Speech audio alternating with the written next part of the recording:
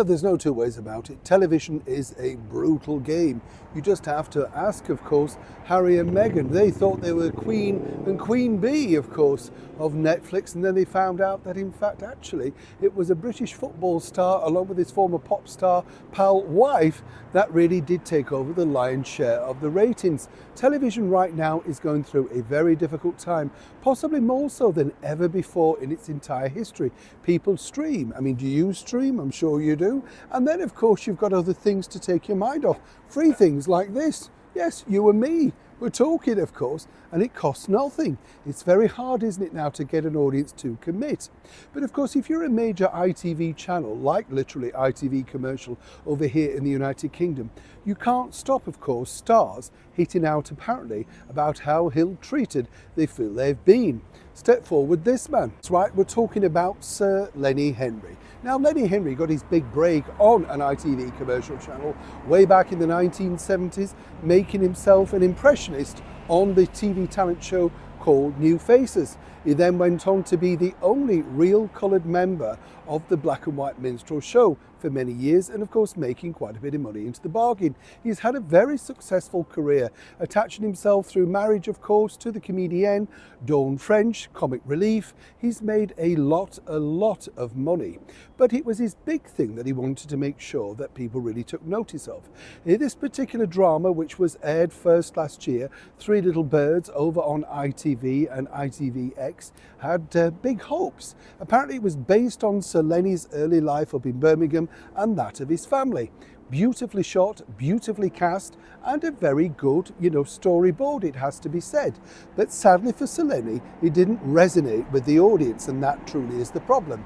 Now, they can say things like, oh, it's not marketed well enough, people didn't know when it was on. Absolute rubbish. There was a plethora of marketing attached, posters in bus shelters, all of that sort of stuff. But now, Sir Lenny's come out and basically said it's a shame that mainly the black sort of series that are now not going to be recommissioned. Yes, you always get it, don't you, in the end? And the reason why I highlight this is quite simple. It's nothing to do with that at all. It's simply a very expensive period piece to make for a channel that really has seen a mega reduction in advertising revenue. But of course, you can never accept that, can you? Because it's your product, it's your baby, as it were.